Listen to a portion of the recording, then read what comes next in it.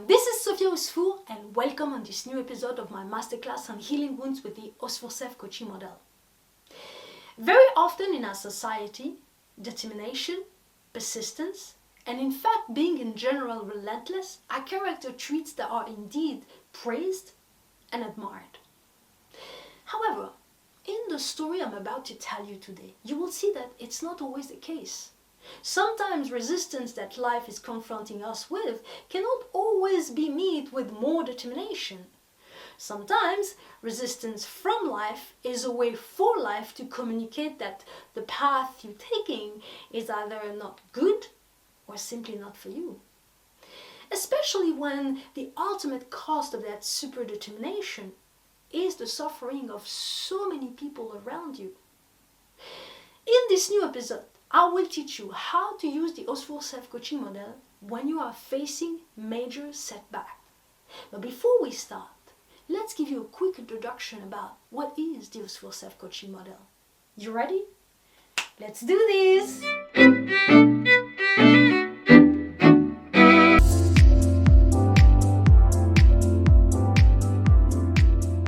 Hello everyone, this is OSFOUR and welcome on my masterclass on healing wounds with the OSFOUR Self Coaching Model. Before we start, let's first understand what is a model. In psychology, a model is referred as a theory or process that is either created to understand a mechanism or to solve a precise problem, such as the work of BYRON-KATIE, which is made out of 4 powerful questions that helps you change your belief system. The next question you're probably wondering about is what is the OSFOUR Self Coaching Model then? The OSFOUR Self Coaching Model is a process, a set of habits and principles, and a tool. But the best way to describe it would be to simply say that it is a daily practice. As a process, it is designed to transform negative experiences into powerful life lessons and help you heal them. As a set of habits and principles, it teaches you how you can recycle your negative experiences to drastically increase your self-awareness and enhance the quality of your communication, as well as using those experiences as a springboard for you to learn, grow, and evolve. As a tool, it provides you with a powerful set of principles that, and when combined with the sets of habits and the process itself, becomes a very sophisticated tool that ultimately allows you to self-coach yourself on the spot in order to manage and face the daily challenges of your life in a more efficient, powerful, and peaceful way. Now, I know what you're going to say to me. Sophia, that all sounds very important and interesting, but what do you mean exactly? Let me break it down to you. You know how sometimes you're going through a very difficult situation and the only question you have in your head over and over is, why me? And don't you agree that negative experiences can be sometimes so challenging that it feels as though you're dragging them years and years after you've experienced them? Well, what you probably don't know is that the reason you drag them is because you have not been able to process them properly, digest them, forgive them, and ultimately learn the lesson they had to teach you. Oh yes, because I forgot to tell you, but all the bad experiences that you're going through in your life, well, they're not just there to hurt you, but in fact to teach you a very important lesson you need to learn in order to grow. And spoiler alert, guys, but that is one of the purpose of life. I'm just saying. So, in other words, the better you get at digesting those experiences and of course learning from them, the easier your life is going to be. So I'm guessing that at this point, your next question is, what would I really benefit from learning the OSFOUR Self Coaching Model? Okay, that is a fair question. But before I tell you that, let me first say this. One of the most disturbing assumptions that is made in our society, and that I personally always thought to be not only strange, but also seriously disempowering, is the fact that people take for granted that because you are a human being from day one, that obviously means that you know and understand everything that is happening inside your inner world, which is simply not true. The reality is that most of us operate at a basic and reactive level because we are on autopilot mode, unconscious of what is really happening into our inner world. We react and respond to outside stimuli without having a clear understanding of why we feel or act the way we do, simply because we have never been taught how to inquire about it. But moreover, because even if we knew about it, what are we supposed to do with it?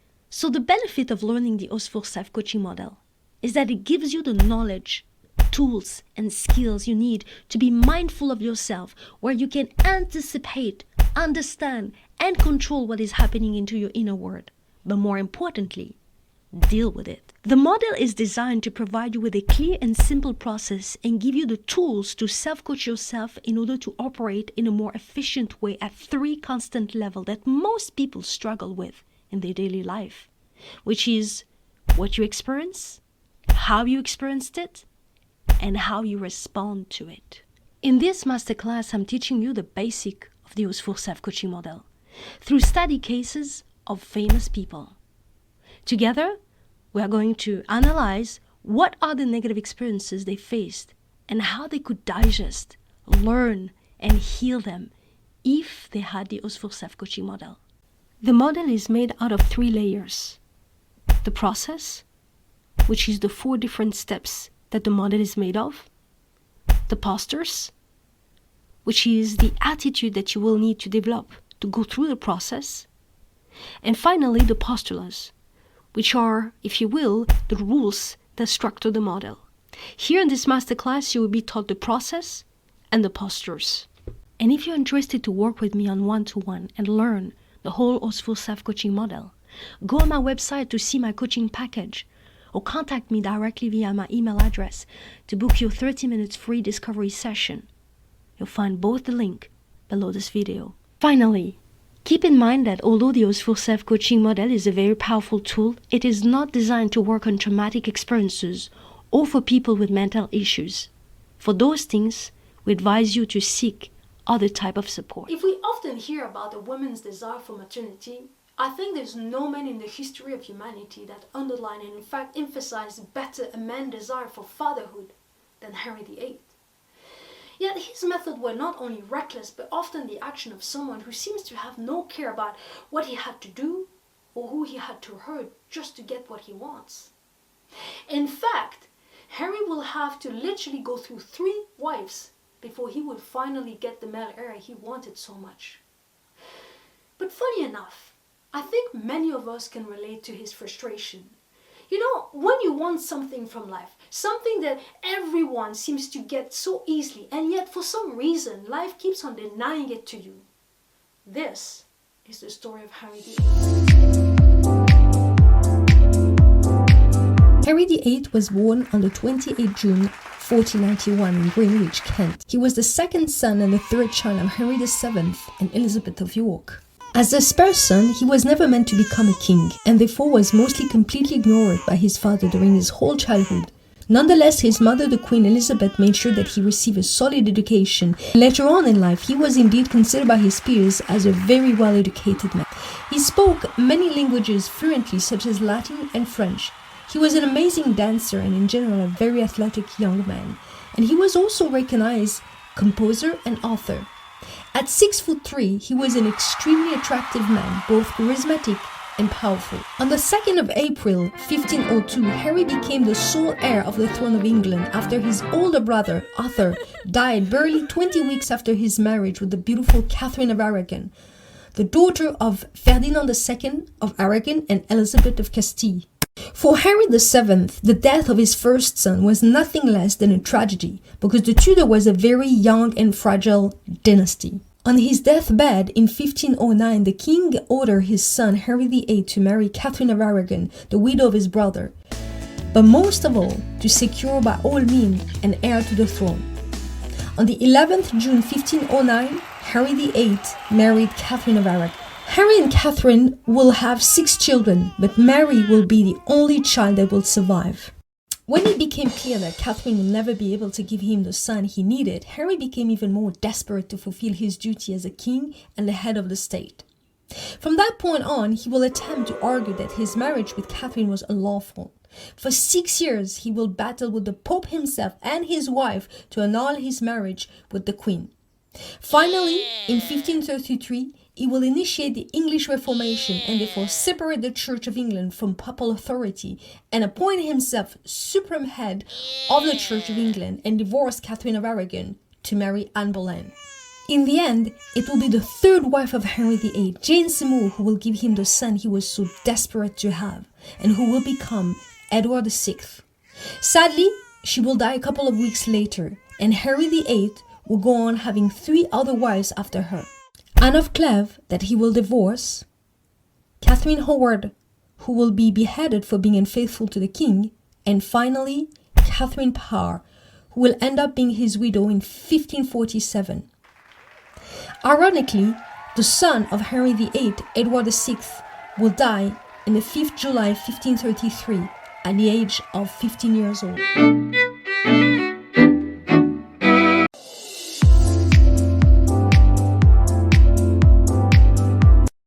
As you already know, the second layer that this model is made of are 5 postures that you will need to develop in order to start this healing journey. But first of all, let's understand what is a posture. A posture is a particular approach or attitude that allows one to tackle a situation in the most efficient way possible. The key on developing those postures is to practice them on a daily basis. You will also see that one of the benefits of the OSFOUR Self Coaching Model is that the very nature of those 5 postures will tremendously enhance the quality of your communication. Those 5 postures are benevolence towards yourself and others, empathy, compassion, active listening, and the coach posture. Now, let's take a moment to understand each of those postures and how to apply them on your daily life. What is benevolence? Benevolence is the ability to be kind and gentle in the way you approach yourself and others. Having benevolence towards yourself and others is the keystone of any kind of self-work, especially when you are stepping into a healing process. However, it must be practiced every day. How can you practice it on a daily basis?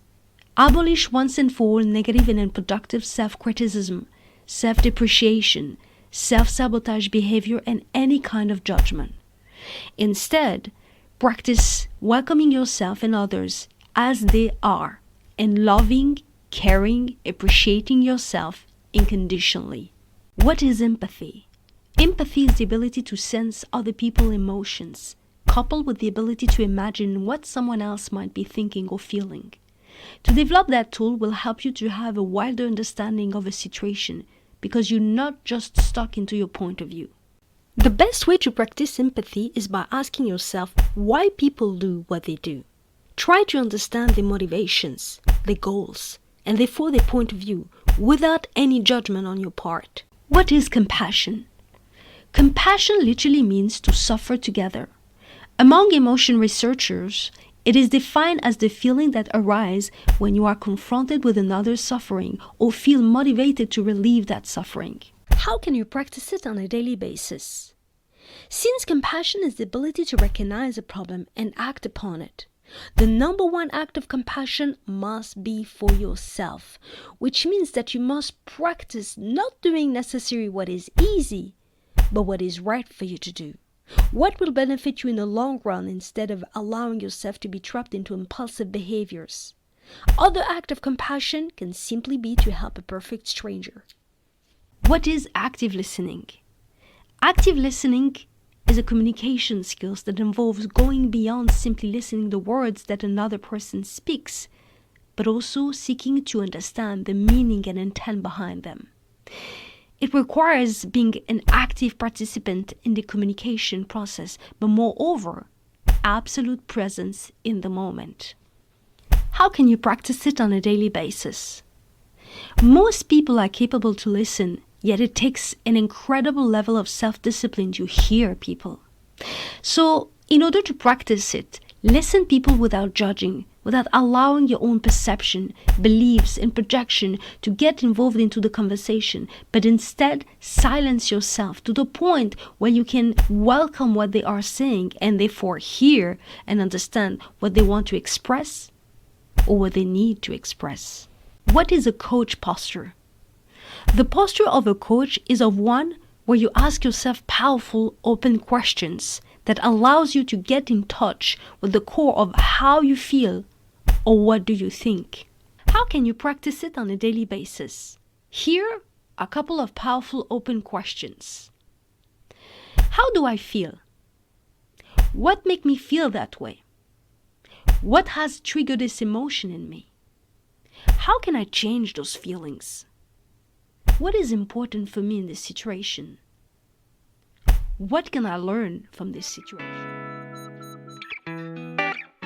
So before we start, guys, I just want to remind you that you have a free worksheet that allows you to follow the process that I'm about to teach you. You can find it on the link below this video. That way you can apply what I'm teaching you here into your life, real situation that you're going through.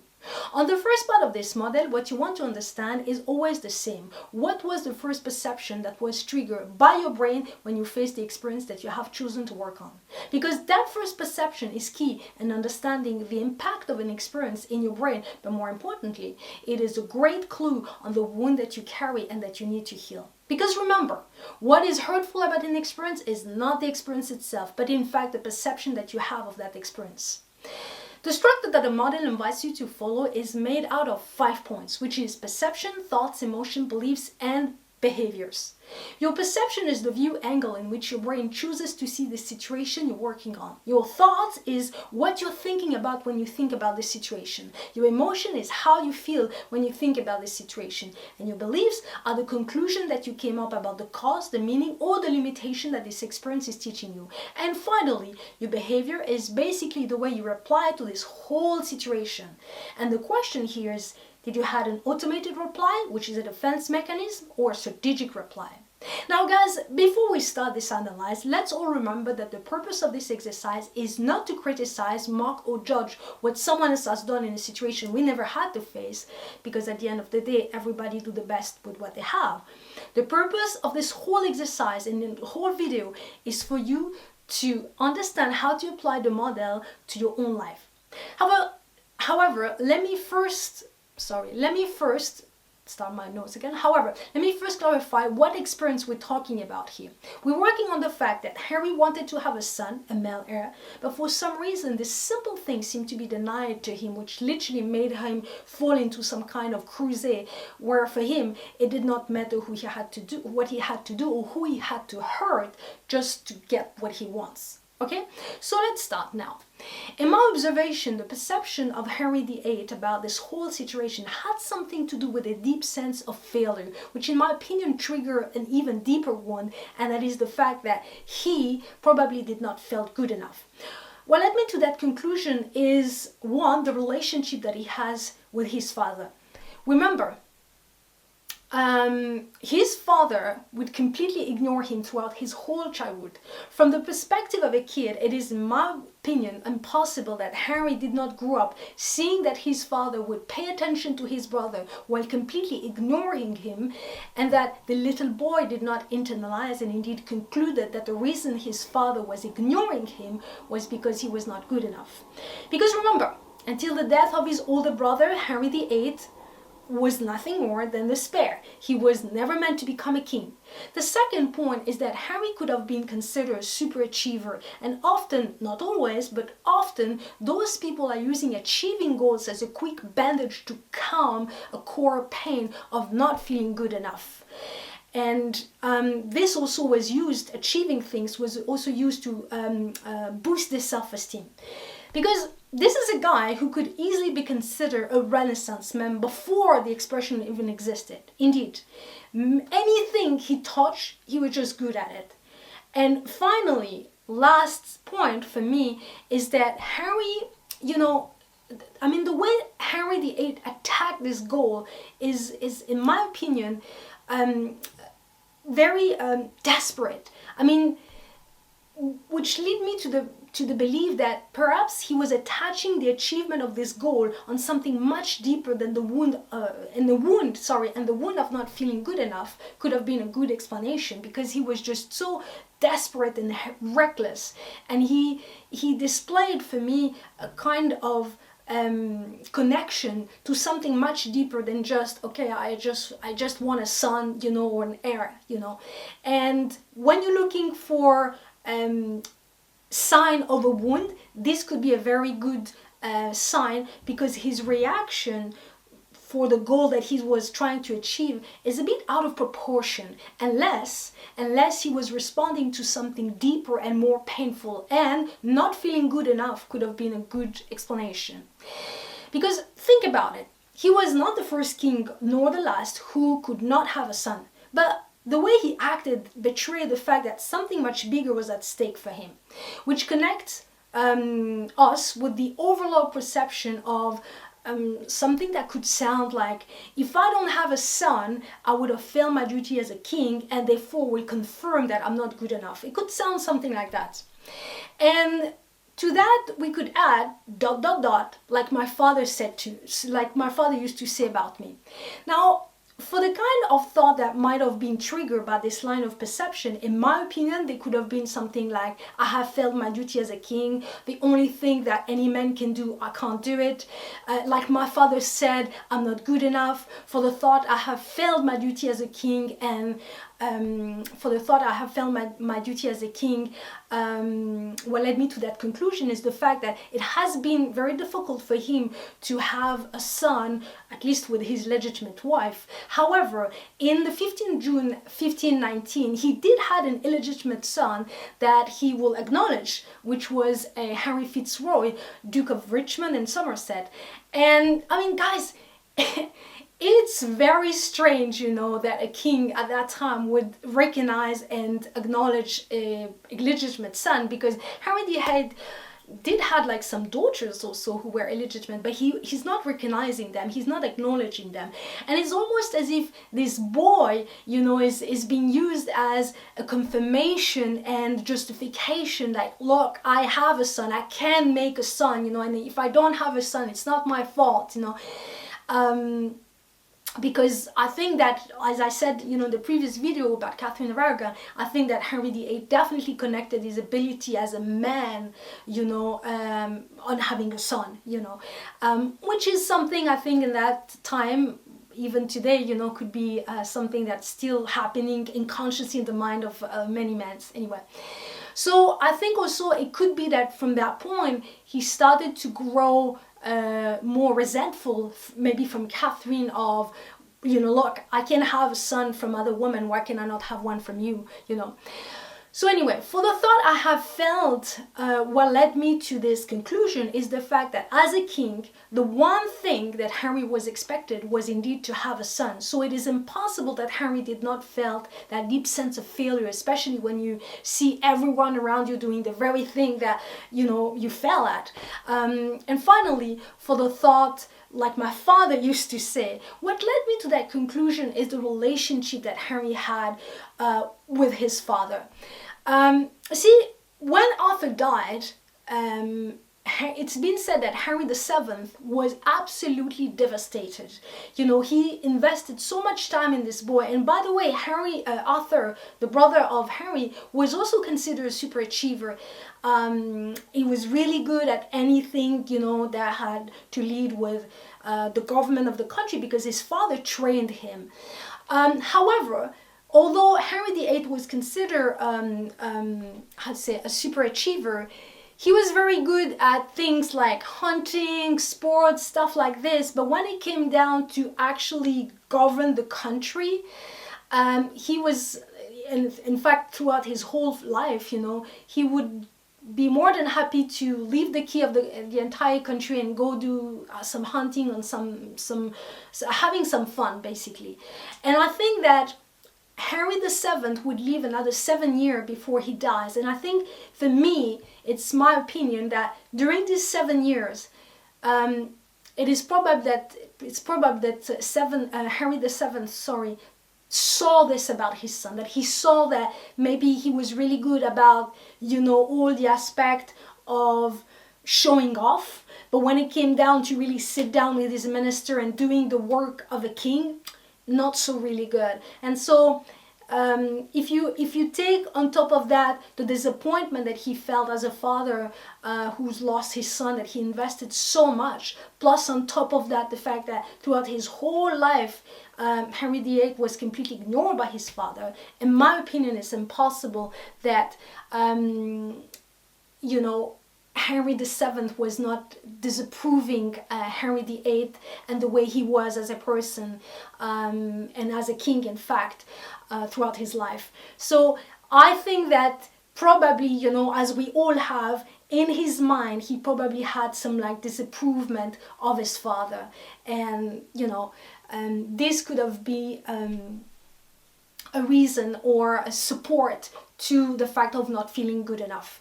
Okay, so in my opinion, in terms of emotion, I mean, I don't think it's really hard to guess the kind of emotion that Henry VIII had: frustration, anger, and even resentment. Frustration, I mean, what led me to that conclusion is obviously the situation, the way he acted. Suddenly, this is a guy who, in a way, can have anything he wants. He just snapped his finger. He's the most powerful man on this land. And suddenly he meets resistance at 3 levels, right? First of all, he meets resistance from life because he's trying to get a male heir and he's not getting it. Then he meets resistance from a woman, Anne Boleyn, who's like, listen, I'm not going to compromise myself unless you marry me, which was genius. And finally, he meets resistance from Catherine, his wife, who's like, listen, I'm not accepting this divorce. Now, Harry, like most royal, was not emotionally equipped to handle resistance, because he was probably most of his life used to get what he wants, and now even more because he was a king.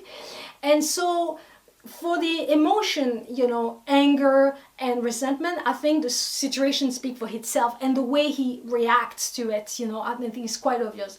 The way he went about this whole thing, the recklessness, and his complete lack of mercifulness, are statement, I think, on their own. In terms of belief system, I mean, one of the strongest thing that has been said, when Henry decided that he wanted a divorce, was the fact that he read somewhere that, when you marry the wife of your brother, your marriage is cursed because it's forbidden by religion or something like that, and that's why you're not going to have children. So I don't know if, I would never know if Harry used that as an excuse, or did he really believe that? It could be both, by the way, so God knows. One thing is for sure is that at that time, people would believe this kind of things, So I think that in terms of belief, this could be considered a belief that he have. I have not been able to have children because my marriage is cursed. What I want also to add is that, sorry, I'm just having a blank here, you guys, just bear with me. And you believe so remember that your belief system are basically a conclusion that you come up with in terms of why you're not getting what you want, or what are the limitations that this situation is teaching you. So I think in his case, it's more like he came up with a conclusion of why he cannot get what he wants, and now he was just looking for solution, and one of his solution was getting divorced. Next woman, whoever, if it was not Catherine, then it was not Anne Boleyn, then next. And I think if Jane Seymour would have not given him a son, he would go on like this until he find a woman who's gonna give him the male heir he wanted. Okay, so in terms of behaviors, I mean, it's quite obvious. This guy is coming, and I've already spoken about, this guy is stubborn, he's over-controlling, he's reckless, and he's even violent. And I think that those are statements on their own. This is definitely like not a strategic reply. It's definitely a defense mechanism where somehow, he gets so overwhelmed with the situation that instead he just goes into,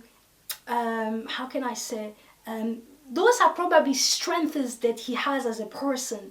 This was probably a quality that he had as a person, as in when he wants to achieve something, he was probably someone who was persistent. But when you take the word persistence and you push it to this extremity, what you find is someone stubborn, someone who cannot adapt, someone who for instance, if you take over controlling, probably someone who's organized, who's, when he wants to reach a goal, he gives his whole. But when you go all the way to this quality and you crosses the line, then you get someone who's over controlling, right? Reckless is the same, it's probably that this is someone who, when he wants to achieve something, he was giving everything that he had. He would, he would dig, he would demand himself, everything that it takes to achieve his goal. But, ultimately, at its worst, if we were talking about sports, this is someone who just to win would go as far as cheating. That's it, just to win. So you see, probably that those were quality that he had, but when they pushed to the extremity and they're not adapted to the situation he was facing, then you find someone who's stubborn, over controlling, reckless, who has no care for anyone around him, right? And this is really what shows up in this first part of the model.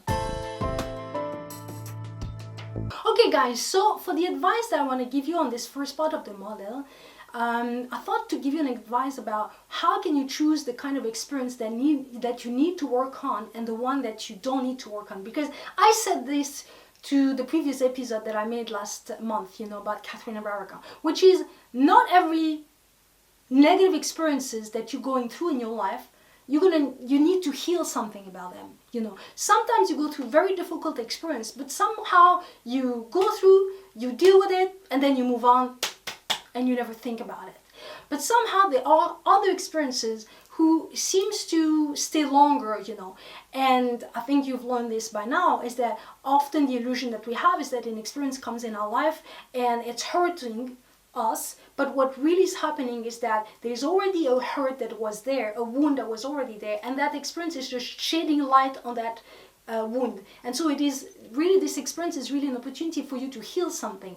Now, when you are using the model and starting to use the model, you may wonder, okay, but what is it that how can I tell the difference between the experience that I need to work on and the one that I don't need to work on? Well, it's very simple. Your emotions are the point of measurement. See, if I think about how, I don't know, my ex left me, if I don't have emotions, if I don't feel nothing about it, then that means you don't need to work on. It's not because, this was a difficult experience, but I don't have emotion, I don't have resentment, that's it, it's been done and it's been forgotten. That's it.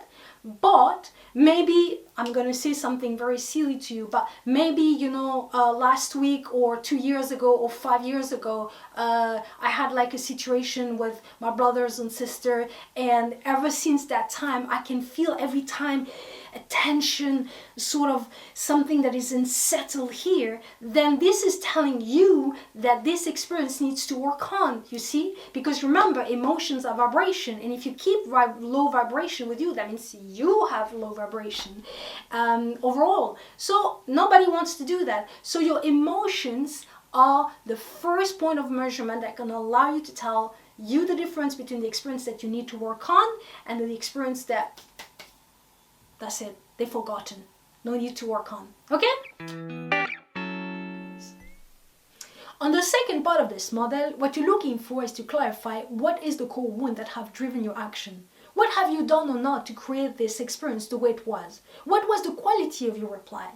This is a very important part of the model because it is the stage where you break down your behaviors and the one of your partner, and therefore the relationship that you have built together, as well as the situation that you have been confronted with.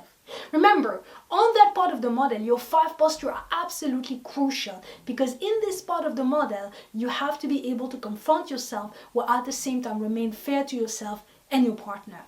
The structure that the model invites you to follow is made out of 5 steps: your shadow, distinguishment, quality of answer, positive attention, and pattern. Your shadow is the part of you that you suppress because you don't like it or because they were not accepted by your environment. The more comfortable you will be about facing, confronting, accepting, and embracing even your shadow, the more you will be able to recycle your negative experiences into tools for you to grow and evolve in your life. Distinguishment is your ability to tell the difference between what belongs to you, such as your thoughts, your emotion, your perception, your projection, your behaviors, and your belief, and what belongs to the other person. Because very often in life, people will try to make you responsible for stuff that belongs to them, as well as you may be tempted to do the same. And that is why it is important for you to learn to tell the difference between those two.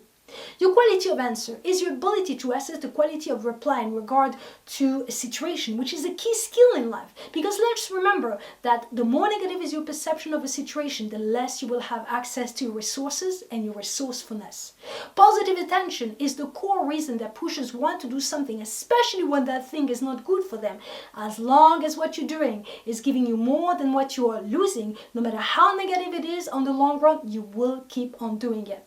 So understanding your positive attention is very important because it is what drives you, but it is also very important information when you want to understand someone else's behaviors. Patterns are situations, behaviors, or people that reoccur in your life again and again, which are an extraordinary clues that something needs to be changed and healed. Okay, so now let's start. First of all, let's all remember that in your shadow, you can find a lot of stuff, but what the model invites you to search for is two very clear points, okay? What is the core wound that have been triggered by this experience, because remember, I've already said it, but the illusion that you have is that this experience is coming in my life and it's hurting me, but what is really happening is that this experience is shedding light into a wound that was already there, and the reason it's hurting is because it needs to be healed. Let me just see. And the second thing that you're looking for is how do you behave when this wound is being triggered? Because remember, the job of a wound is not to heal itself, but simply to let you know that something that happened was not okay. And often a wound will act like a self-fulfilling prophecy. Let me give you an example. Let's imagine that as a kid, I was abandoned by both my parents. I most likely have an abandonment wound. However, the fear of being abandoned will be so strong that I will drive every people away in one way or another through my behaviors. Now, it may seem paradoxical, but it's totally logical, because most likely being abandoned made me internalize the belief that I don't deserve to be taken care of and even being worthy of love. Okay, so to be able to break down your behaviors will give you the information you need to understand how I drive people away.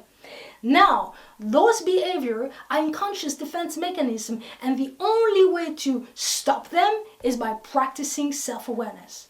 So now, in the case of Henry VIII, the core wound that this whole experience, in my opinion, is the fact that he did not feel good enough, but his response, or if you prefer his defense mechanism, is to be a super achiever. In other words, as long as he achieved things, he felt good enough. But as soon as he slightly was threatened to, in a way, fail at something, then suddenly he couldn't handle it. Because it confirmed to him that he was not good enough. And so in a way, it's like, in a way, his wound is a bit backwards, because this is someone who's achieving, but so in a way you could think this is someone who's very confident, but this super achieving tools that he has, it's only there to cover a feeling of maybe not feeling so good enough, okay? So, distinguishment. What belongs to him, what belongs to her? I have already done that in my previous video, about Catherine of Aragon, when I separated things, what she did and what he did. So for this video, I wanted to do something slightly different, because otherwise it would become very boring. So we're still in this line, but something slightly different. As I have said in my previous video last month about Henry VIII and Catherine of Aragon, is that obviously he felt that he was not heard, What he was saying is like, listen, I still want to have children, and she couldn't hear that, right? So now, guys, on this stage of the model, as I said, I've already done the distinguishment, so I'm not going to do something like that this week. But what I want to do with you is this. What you need to understand is, and I found that this very important, is that, look, in any kind of relationship, you need to remember that each individual are here to serve and respect themselves. Their need, their value, their dreams. Someone may decide to walk away from you because they feel the need to respect their own goals, and it could be that you don't like it, or that even it's hurtful. But you nonetheless have the duty to respect their choices, and more importantly, you have to make sure that you don't make that choice mean something bad about you. See, the biggest mistake that Catherine of Aragon made is that, in my opinion anyway, is that when Henry wanted to divorce her, she made the fact that he wanted to divorce mean something bad about her. And I can guarantee you that if she did not made it mean something bad about her, she would have divorced him so fast and go in some other place where she would have been recognized and honored for the woman she was, instead of staying with him. So you might not want, and as I always say, you might not want to work on your wounds, but your wounds are definitely working on you. Because, see, in a way, what you're seeing between those two people is this. And that's why the communication became so difficult in this, is that in one hand you think, well, this is a selfish person, he wants to divorce after 23 years, What's really happening is that hidden underneath of that, there is a wound, and it is, I don't feel good enough if I don't have a son. If I feel as though I've failed as a king. On the other hand, you think of her thinking, you know what, I've served this man for 23 years, I was his wife, I was this, why am I going to divorce, and my child now is going to be a bastard, and I don't want to. But what's really happening underneath of all of that is that if I lose all my titles, all my status, I feel like I have no value. So you see two wounds, right, that are very painful, working on these two people unconsciously. And so now you understand why those two people could never, ever, ever sit down and just be, how can I say, at least polite to each other, at least fair to each other. Because in his sake, he was responding to his wound, and she was responding to her wound. And so that's why I always say, you may not want to work on your wounds, but your wounds are definitely working on you. So for me, it's a perfect example, and it gives you a glimpse of what is the core problem of this couple, and that often in relationship, it may seem at first glimpse that the problem is this or that, but what's truly happening is something much deeper. And so unless you ask yourself the question, and you will never know, and you would imagine, because if you think about it, when we think about Henry VIII, the only thing you think about of him is, oh my God, he was horrible. He cut the head of a woman. He was consuming those women, divorcing, blah blah blah. I mean, all of those things that people are saying about him, But underneath of all of that, what you really see is just a human being, who's hurt and who's trying to heal. That's it. Who's trying to respond to that, and he was also, obviously he was also trying to, overcome the fact that he felt that his manhood, was under attack because he could not, he didn't have a male hair. So the interpretation of the whole situation, of him wanting to divorce, that belongs to her, right? She could have, maybe another woman, and in fact, I said it already last month, but Anne of Clèves, she was not perceiving the fact that he wanted to divorce as anything near like her. I want to divorce, okay, fine, means nothing about me. I'm just going to take your money and go away. She could have done exactly the same. So now let's carry on. Once you understand what was really at stake for the both of them, then you start to understand why the situation was so crazy between them.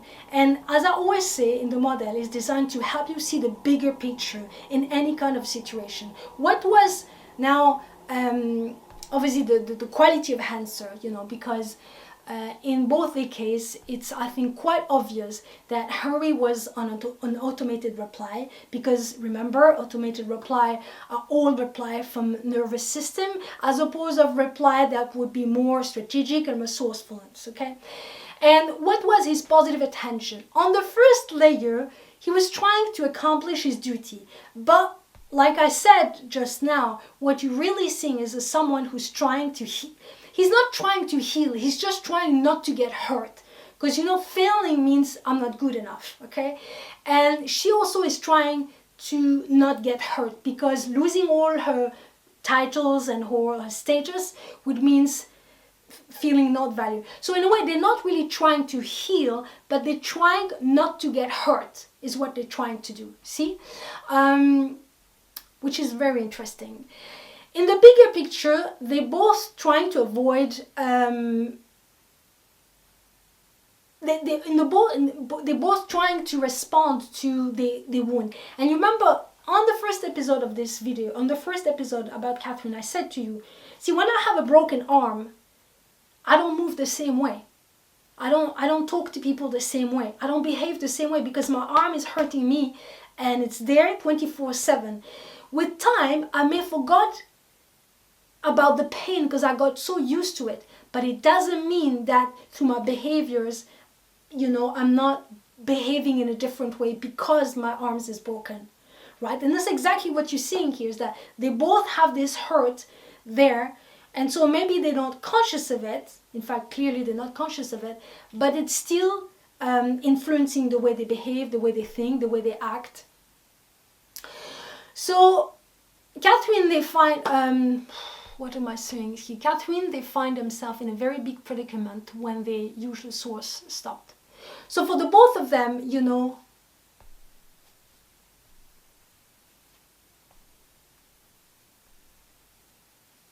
let me just...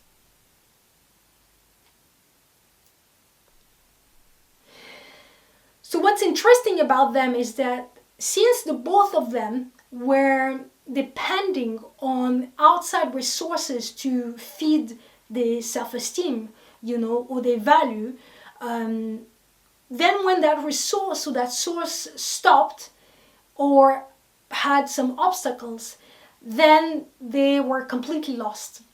And in his case, as long as I'm successful, that's fine. I feel like I'm good enough. But as soon as there's something that happens that makes me fail, then I'm completely out of this world and I don't know how to control myself anymore. And in her case, my value is always depending on my titles, on this and this and this and that. If this is cut off, then I'm completely lost and I don't know who I am anymore, see? And that is why when it comes down to self-esteem, self-value, self-worth, none of those things should depend on outside sources, because you never know when they stop. So learning how to feed your self-esteem from within, your self-worth, your value from within is very important. This is something that should be taught from a very young age, because nobody should depend on outside resources. Because the problem is that outside resources are not reliable. They can stop at any moment. And that's exactly what we're seeing here. What was her pattern? What was his pattern? Sorry. It's very difficult for me, once again, patterns are always something very difficult for me to see, because I'll have to see the behavior of someone throughout a long period and to actually be witness of that. But what I could imagine is that, and I said this in the first part of, clarify your the reason you're doing this. One of the things that is interesting to observe about him is that he probably was standing on very strong quality. This was probably someone who was persistent, who was, driven to achieve his goals. But when you took those same quality to the extreme level, you find someone controlling, not only competitive, but like reckless. I just gotta win. No matter what I have to do, I just gotta win. And so this is an interesting thing. So in my opinion, it's hard to say what could have been his pattern, but I could bet that whenever this guy was pushed in a corner and he was threatened not to be able to win or to achieve what he wanted, then he would go in this mad thing. And in fact, as the year passed, this was really the trigger situation for him. He just went on and on and on and on, and became more controlling, more paranoid, more reckless in every way, you know, I mean, in every way, in the way he eats, in the way he behaves, in the way everything, you know. So this could be a pattern of someone who doesn't seem to have a clue of giving him some sort of limits. What I found interesting is that those could be qualities that he had, you know, but when you take your qualities and you push them to the extreme level of them, then you find not some more, you know, qualities, but like dark side of you. Okay guys, so this is for the second part, where I just want to emphasize, you know, because in the distinguishment part, maybe for some of you did not made it clear what belonged to her, what belonged to him. Listen, what belonged to him is that he had the need to have more children, and she didn't heard that, and that belonged to her. And the reason she could not hear that is because to her it meant that him living means she will completely lose all her status, and that means that she has no value. And I wanted to make that clear. In his part of the distinguishment, what it meant is that if he doesn't achieve having a son, means that it meant for him, in my opinion, that he was not good enough, and that could not happen. That was way too painful for him.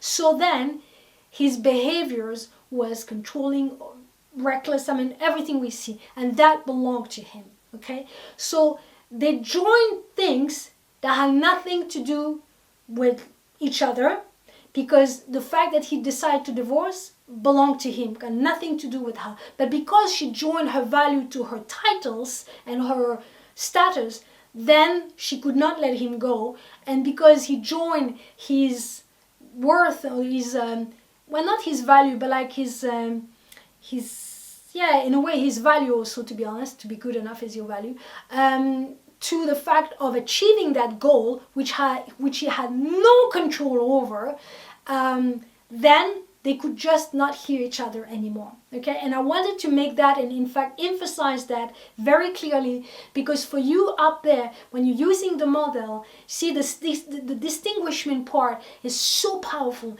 because it really allows you to see the bigger picture in the situation you're in with someone. And when you are able to listen to what the other person has to say and not just focus on what you have to say, then you could really see what is really happening underneath what seems to be. Okay guys, so tips using the model. One of the things that I love so much about the second part of the model is that what it teaches you is to learn to see beyond people's behaviors. And that is one of the things that I love so much about that. If you think about Henry VIII, I mean, honestly, I'm certain if you think about, you know, and if you ask people, the word that will come up is reckless. This guy was reckless, right? But what's interesting is that when you start to use the model, what you learn is to see beyond. And what you see beyond is something so human. Something so human about all of us. Because isn't it true that in some level or another, we all don't feel good enough, right? In fact, if I had to name only one wound, like universal wound, I would say not feeling good enough. And it's probably that throughout these videos that I'm going to keep on making, we find out that often that will be the core things, right, in people, is that they don't feel good enough. And so what I found so interesting is that you may think of this guy to be the most reckless man on the whole planet, but ultimately he's just a human being. And what I found so interesting, and in fact the muscle that you develop over the years, is to see beyond the appearance. In appearance, it may look like this guy was just selfish, he didn't care about nobody, but what you really see is actually someone who cared. Someone who cared so much that he was ready to do anything at all just to be a father. And ultimately, if we had to judge something, you can never really judge, because who we are to judge? Only him can judge himself. But if we had to observe, I should say, I think the only thing he needed to change was his behavior. But he didn't have the tools to behave in a way that was more respectful of all the people around him. So he was just behavior like with what he had. And so what I found very interesting about this part, and what you have to keep in mind when you're using this part, is that this specific part of the model is there to teach you how to see beyond. Something may seem like, in a way, flat. You see, when you see Catherine and Henry, you think, oh, he's completely ugly, he's completely guilty, and she's the poor victim. But what you're seeing is that really both of them are having their part, both of them have a wound that is very similar, by the way. And so when I say to you, the people that you have in your life are only a reflection of what you are, and that if you carry a wound of not feeling good enough, well, you're gonna attract someone who's feel exactly the same as you. And the reason you do that, the reason, the universe does this, because it's not something we do, but it's a law of the universe, is because it gives you an opportunity to heal whatever needs to be healed. And so that is the part I love so much about the model. So when you're using the model, keep this in mind. What I'm trying to do here, because it's very easy to get lost with all the how do you say, the argument and me, but no, but you did, but no, all of this thing. Keep in mind, what I'm trying to see here is beyond. On the third part of this model, what you're doing is always the same, which is gathering all the precious information that you have found during this process. It is a key moment in the recycling and transforming of the experience that you're working on. The holy grail of this process is always the same. It's a moment where you're going, wow, just because you had a realization. And a realization is a lesson. And a lesson is what makes an experience move from useless to now useful. Yet, at the same time, a lesson will remain useless unless you make sure that whatever you have learned, you embody in your life, your behavior, and who you are as a person. However, you need to have a clear plan on how you will behave the next time something like this will appear in your life, which means that you need to have a proper goal setting.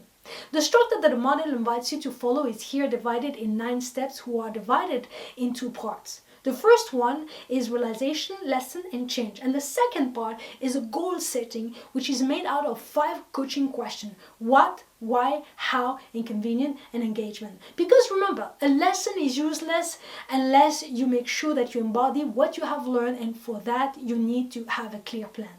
However, for the sake of this video, I will only talk about the first part of the model, but not the goal setting, because this is something rather basic and you can find it on your worksheet. So, what is a realization?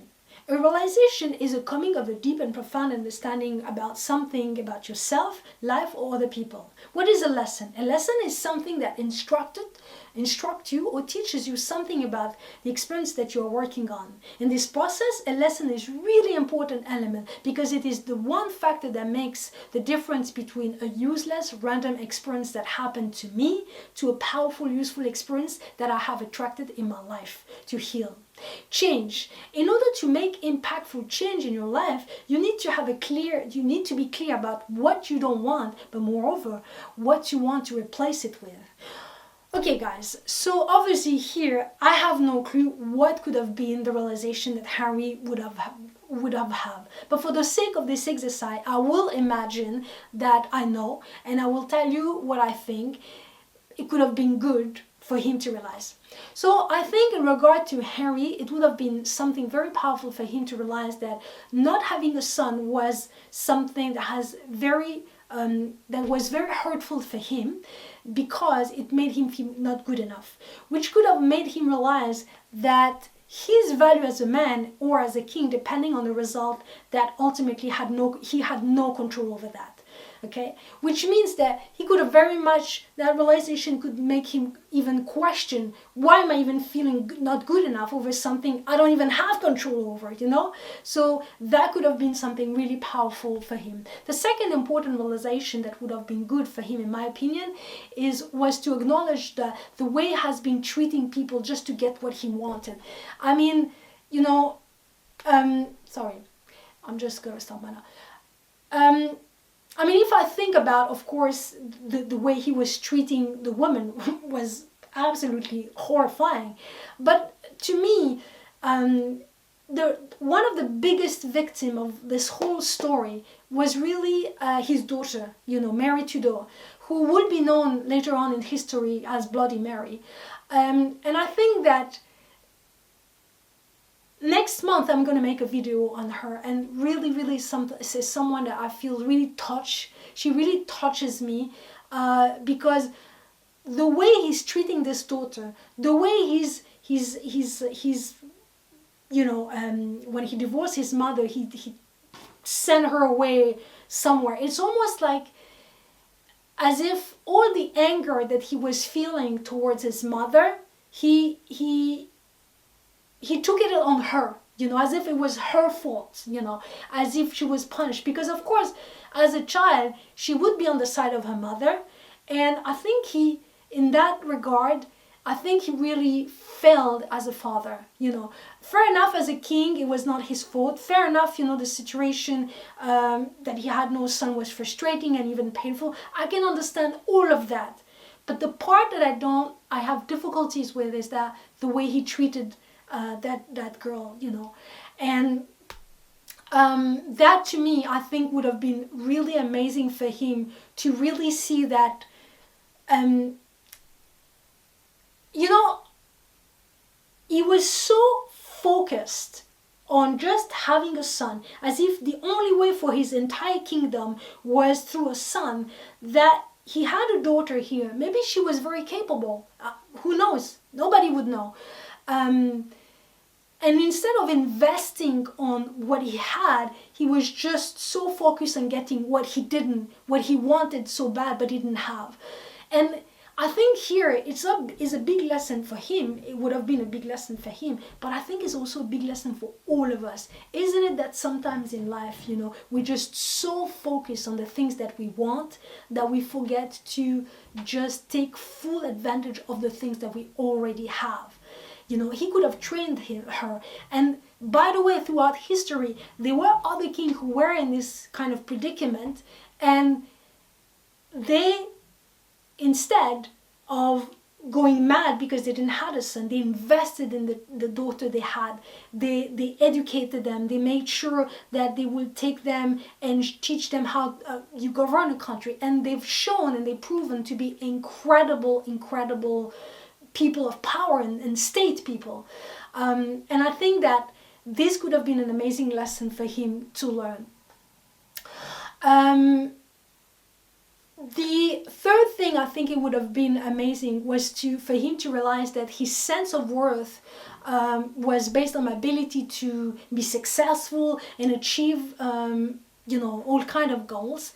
But in this case, you know, it's not a goal that I have absolute control, you know, and this could have been an amazing lesson, in my opinion, for him to understand, is that, okay, it's not because I don't achieve every single goals that I have that I'm not worthy or that I'm not good enough, you know, because there's just, sometimes you're just going to fail and you're just going to accept it. And there's things also that, like I said, are completely out of your control.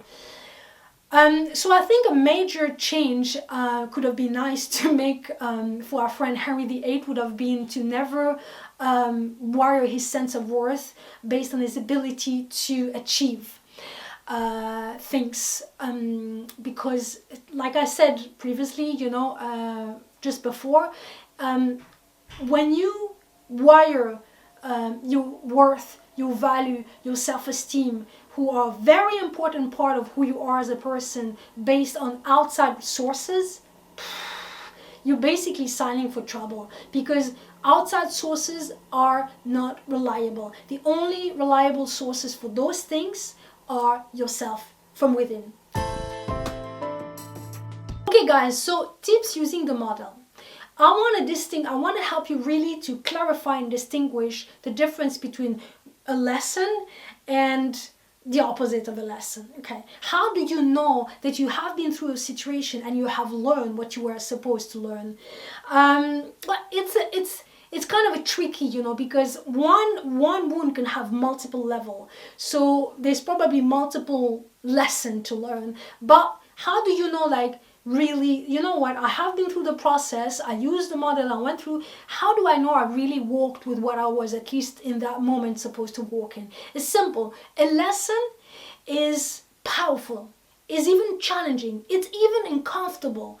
See, if we take the situation of Henry VIII and we're thinking, okay, a good lesson for him to learn would have been, you know what, the way I've treated people around me was just absolutely out of line. This would have not been something comfortable to learn, but it would have been powerful for him to learn. So a lesson is something that takes you from here to here. It really increases you. You could feel it, but it's not. It doesn't mean that it's easy. It doesn't mean that it's comfortable. It's probably not comfortable to face, right? And that's how, and that's why it is powerful. On the other hand, a defense mechanism, you know, it's the opposite of that, and the opposite of a lesson is something that makes you shrink. You know, I'm getting smaller now. I'm more afraid. I'm more over controlling. I'm more reckless. And you see, as time goes, I'm getting smaller and smaller and smaller. And in the case of Henry VIII, you really see that, because one of the way you get smaller as a human being is that you get less flexible, you know, to adapt to situation, to be resourceful and to have access to resources, sorry. Instead, you just hold on to the things that you're good at. And in his case, he was, you know, I said it at the beginning of this video, you know, he was probably someone who was very persistent, who had great quality to achieve his goal. But the opposite of that was to become over controlling, reckless, more stubborn, right? Those are signs of a defense mechanism of someone who's not learning what he's supposed to learn. Because to learn the lesson means you become more and more flexible, means that your range as a human being increases. This is the sign that tells you you're growing, you're learning from those experiences. On the last part of this model, you release the experience and you make peace with all the people involved in this experience, no matter what they have done, no matter what you have done. But most importantly, you make the conscious choice to choose healing instead of hurting. You choose forgiveness and acceptance instead of resentment and non-acceptance. And finally, you use everything you have learned during this journey to grow a little bit more as a person and as a human. The structure that the model invites you to follow on the last part of this model is made out of 3 steps. Acceptance, which is in psychology the fact that the person assents to a reality of a situation, recognizing a process or a condition, often a negative or uncomfortable situation, without attempting to change it or to protest it. Forgiveness, which is the process that one intentionally and voluntarily goes through in regard to a situation where he initially felt victimized or wrong, in order to change his feeling and attitude regarding a given offender and overcome the impact of the offense, including negative emotions such as resentment, anger, or desire for vengeance, however justified it might be. And finally, the closure letter. For the sake of this video, I will not speak about the closure letter, as it is a very intimate and yet basic exercise that you can find on a worksheet, your free worksheet that you can find a link below here. And, you know, for the sake of this video, I want to make something different, because last month on my previous video and my first video about this subject, I already given you, you know, tips and exercise on how to do acceptance and forgiveness. So I'm not going to repeat the same, but I want to say something slightly different for today, you know. And there's 3 points that I really want you to remember about this whole, this last part, which is very important. First of all, you know, one of the things, in that aspect of forgiveness and acceptance is that the model really invites you and teaches you how you can connect to the humanity of the other person, but also to yours. And in this case, what you really see is that two people trying to avoid to be hurt. One of the reasons that you want to, how can I say, give to the other person the benefit of the doubt and give them your forgiveness and your acceptance of the situation is because maybe tomorrow in another situation with another person, you'll be very much in the same position as Henry VIII. And that other person, you wish that they would be kinder to you, they would give you the benefit of the doubt, because you were in a position where you were hurtful to them even though you didn't want to. So you see, what you're doing is that you give to someone else the benefit of the doubt so that someone else one day can give you the benefit of the doubt. And that is what's so powerful about this model, right? The second point is that you may be in a situation where you have been wronged, because the model is not trying to deny that maybe sometimes you go through a situation and someone has wronged you, like big time. And so holding on to the resentment and all of those emotions, who are absolutely legit, nobody's saying they're not. But ultimately, you're the one who's holding this negative experience, this negative emotions into you, and that's something that could be a possibility because you think, well, I'm not gonna let them off the hook like that. But here's the thing: there is one thing that is called the justice of the universe, which is what goes around comes around. And it's a law of the universe, right? If someone has really wronged you, don't hold on to the grudge, don't hold on to all of this because you're afraid that justice won't be given to you. Because one way or another, there is a justice up there that is much higher than you. And if someone has done something that is wrong, they will have to pay for it.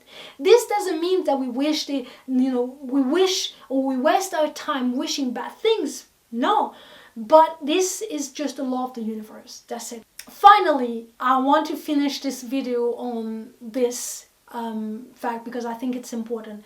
In the case of Henry VIII, what we're really seeing is someone who's meeting resistance from life, right? There's something he wants that he's not getting, and there's nobody to blame here. It's just life, right? And so isn't it that a situation that we can all experience? I'm certain that we all have been in places or in situations where there's things that happen and just, I don't know, car accident and something, and now you are handicapped, or now you're experiencing things that you haven't done anything, you know what I mean? It just happens. So how to deal with those situations, especially when you're trying to so hard getting something you want and you're not getting it? Sometimes just let it go. That's it. It doesn't mean that you have to give up, but maybe sometimes don't focus so much on one scenario, because I think in the case of Henry VIII, that was really the biggest thing, is that he just focus on one scenario. The only way for my kingdom to get strong is through a male heir. And I think that this was really his biggest mistake, because they could have had millions of other ways, And so for you up there, if you facing resistance from life, let it go. Sometimes also sometimes when you want something so hard, what you're doing through your behaviors is that you're attracting the very thing you want to avoid, right? So just walk away. Give it some space, give it some time, give it some thought. Okay guys, so this is the final part of this model. I hope this video has helped you. In my opinion, the story of Henry VIII teaches us one thing loud and clear. And it is that whatever you want in life, no matter how hard you want it, or even how noble your desire is driven, if you need to hurt people or ultimately do things in a way that could be considered unethical, then it is not worth it. Because in the end, you might realize that the price you had to pay for it was the very thing you were trying so hard to avoid. Finally, when one meets resistance from life, it is important in those moments to remember that you never know what other plan that life has set up for you. The Tudor dynasty was apparently never meant to go on through a male era, but it could have, through a woman. See, the trap that Henry fell into is to think that there were only one way to reach the top of the mountain. But isn't it a mistake that we all do from time to time when we get so stubborn on a specific path instead of being creative and innovative? Especially when your perception of that situation is touching a deep wound which prevents you to have access to resources and your resourcefulness. Despite all of that, everyone will agree that the Tudor was one of the dynasty that carries some of the most charismatic monarchs that have ever sat on the throne of England. Henry VIII will be remembered for his recklessness to have an heir, and Elizabeth, on the other hand, for her refusal to get married, let alone provide her dynasty with an heir. Which is probably the most ironic fact about this whole story. You see, what Henry was so afraid of is that the Tudor dynasty would not go on, and that unaware fear acted like a self-fulfilling prophecy. Because one can wonder if the trauma of the behavior of her father to get the male heir was not the very reason that pushed Elizabeth to completely refuse to get married and therefore ended the Tudor dynasty within 3 generations. In my opinion, those two are connected. Which is one of the lessons that the OSFOUR Self Coaching Model teaches us. Whatever unresolved wound you carry, you will automatically pass them on to the next generation through your belief system and your behaviors. In fact, in the next episode of this masterclass, we will talk about Mary Tudor, the daughter of Henry VIII and Catherine of Aragon. And trust me, no child will emphasize better that lesson than this woman. You guys, I hope that this video helped you to learn more stuff, that you're starting to feel more comfortable using the OSFOUR Self Coaching Model. And until next month, all I'm going to say to you is peace, love, and light.